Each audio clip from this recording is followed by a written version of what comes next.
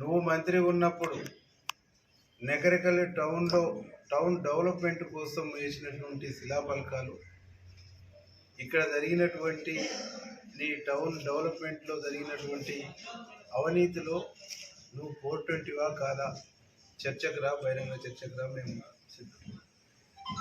జగదీష్ రెడ్డి గారు, నువ్వు ఈ జిల్లా మంత్రిగా ఉండి నక్కలగండి సొరంగ మార్గాన్ని ఇంచు మందమైన పూర్తి చేయకుండా ఈ జిల్లా ప్రజల్ని మోసం చేసి 420గా మారింది నువ్వా కాదు. దాంతోపాటు ముసలమ్మ చెట్టు లిఫ్ట్ని సంవత్సరం లోపు పూర్తి చేయకుంటే అప్పుడు నువ్వు జిల్లా మంత్రిగా ఉన్నప్పుడు నాగార్జున సాగర్ ఎన్నికలప్పుడు నాగార్జున సాగర్ లిఫ్ట్ను పూర్తి చేయకుంటే మా మంత్రి రాజీనామా చేస్తాడని స్టేజ్ మీద అప్పుడు మీ ముఖ్యమంత్రి మాట్లాడారు.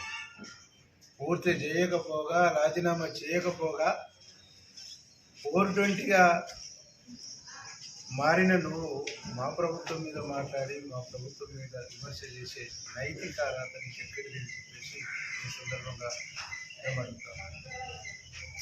జలహారతి అని పెట్టి కాళేశ్వరం నీళ్లు తీసుకొచ్చినా నల్గొండ జిల్లా శశశ్యామలం అయిపోతుందని చెప్పేసి జలహారతిలో పట్టిన నీ జలహారతి ఈనాడు నాగార్జున సాగర్ రెండో పంటకు నీళ్ళు ఇయ్యలేని దయనీయమైనటువంటి స్థితికి వెళ్ళిపోయిందంటే ఎటుపోయింది మీ జలహారతి, ఎటుపోయినా మీ కాళేశ్వరం నీళ్ళు.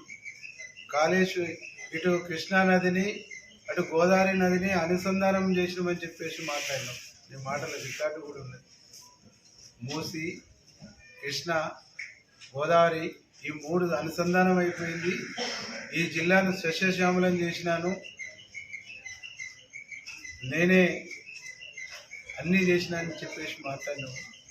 ఇలా బహిరంగ చర్చగా మా నగరికల్లు నియోజకవర్గంలో 1 ఎకరా కొత్త ఆయకట్టుకు నీళ్ళు ఇచ్చినట్టుంటే నేను రెడీ. నువ్వు రెడీనా? నిజంగా మా గవర్నమెంట్ నువ్వు 420 హామీలు అంటున్నావు కదా, నువ్వు నిజంగా 420 హామీలు అనేటువంటి బేసిక్ మీదనే నువ్వు రాజీనామా చేయి, నేను రాజీనామా చేస్తే ఇద్దరం కలిసి పోదాం. ప్రజలు నువ్వు ఓవరు యాక్సెప్ట్ చేస్తే వాళ్ళ మీద పాలిటిక్స్ ఉంది. కానీ మా ముఖ్యమంత్రిని ఒప్పించుకొని ఆరోపణల మీద నువ్వు అక్కడ ఎన్నికలకు పో, నేను నీ మీద చేసినటువంటి ఆరోపణల మీద నేను ఎన్నికలకు పోతాను. ఇప్పుడు నాకు వచ్చినటువంటి మెజార్టీ కంటే 1 ఓటు తక్కువ వచ్చినా నేను ఎన్నికలు అత్యంత మెజార్టీతో గెలిచిన నువ్వు ఈరోజు మా ప్రభుత్వం మీద మాట్లాడే కనీస నైతిక అర్హత లేదు. అసెంబ్లీ సాక్షినే నువ్వు పనిచేసినటువంటి శాఖ మీద జ్యుడిషియల్ ఎంక్వైరీ నువ్వే కోరుకున్నావు. నీ కోరిక మేరకు, నీ అభ్యర్థన మేరకు, నీ ఉత్సాహాన్ని, నీ ఊగులాటను ఎందుకు కాదనాలని చెప్పేసి మా ప్రభుత్వం జ్యుడిషియల్ ఎంక్వైరీ. ఈ జ్యుడిషియల్ ఎంక్వైరీలో నువ్వు దోషిగా తేలుతావు కాబట్టి, నువ్వు 420 అవుతావు కాబట్టి, నువ్వు 420 కింద లోనకు పోతావు కాబట్టి ప్రభుత్వం పైన, మా ముఖ్యమంత్రి పైన అనేక రకాలుగా నువ్వు మాట్లాడటం అంటే నీ స్థాయికి అది తగదు.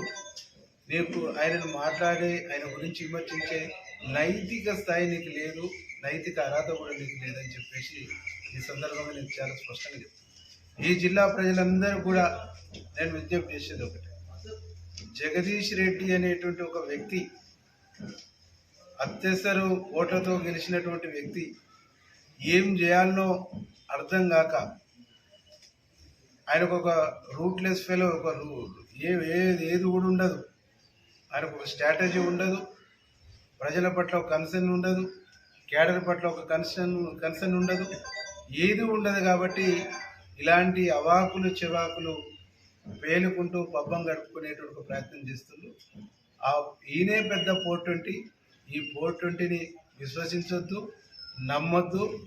ప్రభుత్వం పైన పదే నువ్వు మాట్లాడితే ప్రజలు బుద్ధి చెప్పవలసినటువంటి పరిస్థితి వస్తుంది. ప్రజలు నీకు తగిన విధంగా సమాధానం చెప్పవలసినటువంటి పరిస్థితి వస్తుందని చెప్పేసి హెచ్చరిస్తుంది. నిజంగా నీకు నేను చేసిన ఛాలెంజ్కి దాన్ని రిజైన్ చేసిరా, నేను వస్తా. నువ్వు చేసినటువంటి ఆరోపణ మీదనే ఎన్నికలు పోదాం. నేను నీ మీద చేసినటువంటి ఆరోపణల మీదనే ఎన్నికలు పోతాం. మా నియోజకవర్గాన్ని ఏ విధంగా నువ్వు అభివృద్ధికి నోచుకోకుండా ధ్వంసం చేసినావో ఆధారాలతో సహా నేను తీసుకొస్తాను. నువ్వు ఇచ్చినటువంటి హామీలు గతంలో మంత్రి ఉన్నప్పుడు ఏ ఊరికి ఎన్ని నిధులు ఇస్తానని హామీలు ఎన్ని ఇచ్చినావో ఇవన్నిటి మీద నేను రెడీ. నీ ఉపన్యాసాలు నీ ఆధారాలతో సహా నేను వచ్చేస్తాను. అప్పుడు నువ్వా 420 మేము అనేటువంటిది ప్రూవ్ అవుతుంది. కాబట్టి ఇట్లాంటి చౌకబారు మాటలు, చౌకబారు వేషాలు, చౌకబారు విధానాలు మానుకోవాలి. 10 ఏళ్ళు 2 గవర్నమెంట్లో మంత్రిగా చేసినట్టు జ్ఞానం ఉండాలి కదా. ఒక ప్రభుత్వం వచ్చి నెల రోజులు అయింది. నెల రోజుల్లో నువ్వు ఇవ్వలేని 1 తారీఖు జీతాలు ఇవ్వలేదు నువ్వు ఉద్యోగస్తులకు. మేము అతి త్వరలో జీతాలు ఇచ్చేటువంటి ఏర్పాటు చేసినాం. అది మాకు అది కాదా మా చిత్తశుద్ధి? 48 గంటల్లో బస్సు ఉచిత ప్రయాణం ఇచ్చినాం. అది కాదా మా చిత్తశుద్ధి? పేదవాళ్ళు అనారోగ్యం పాలయ్యి ప్రభుత్వ హాస్పిటల్లో సరిగా వైద్యం అందక ప్రైవేట్ హాస్పిటల్లో పోతే 7-8 లక్షలు ఖర్చు అవుతుంటే 10 లక్షలు ఇచ్చేసి రాజీవ్ ఆరోగ్యశ్రీ కింద వైద్యం చేపిస్తున్నాం. ఇది కాదా మా చిత్తశుద్ధి? దాంతో పాటుగా మేము ఇచ్చిన 6 గ్యారెంటీల్ని అమలు చేయడం కోసం నెల రోజుల్లోపే దరఖాస్తులు స్వీకరిస్తున్నాం. ఇది కాదా మా చిత్తశుద్ధి? కట్టంగూరు మండల హెడ్ క్వార్టర్కి పోతే అక్కడ వచ్చిన ఆఫీసర్లే చెప్పిండ్రు, దాదాపుగా 500 మంది వరకు, 4 నుంచి 500 మంది వరకు విడో పెన్షన్లు, వృద్ధాప్య పెన్షన్లు భర్తలు పెట్టుకొని 4-5 ఏళ్ల నుంచి ఆఫీసుల చుట్టూ తిరుగుతూ అవస్థపడుతుంది. 10 ఏళ్లలో ఒక రేషన్ కార్డు ఇచ్చినవా? మాట్లాడటానికి అర్థం ఉండాలి, మాట్లాడటానికి మీనింగ్ ఉండాలి. చేయను విమర్శలు చేయి, నిర్మాణాత్మకమైనటువంటి సూచనలు చేయి. భారతదేశానికి స్వాతంత్రం వచ్చినప్పుడు మనమే కదా 2014లో గవర్నమెంట్ వచ్చినప్పుడు మనమే కదా మాట్లాడింది. తెలంగాణ రాష్ట్రం ఏర్పడ్డది, కొత్త ప్రభుత్వం వచ్చినప్పుడు నిర్మాణాత్మకమైనటువంటి సూచనలు చేయాలని చెప్పేసి నువ్వే కదా మాట్లాడింది. స్వీకరిస్తామన్నావు కదా. నువ్వు కూడా మాకు నిర్మాణాత్మకమైనటువంటి సూచనలు అవి ఇవ్వటానికి చేత కాదు, అవి ఇవ్వటానికి తెలివి లేదు, అవి మాట్లాడటానికి శక్తి లేదు.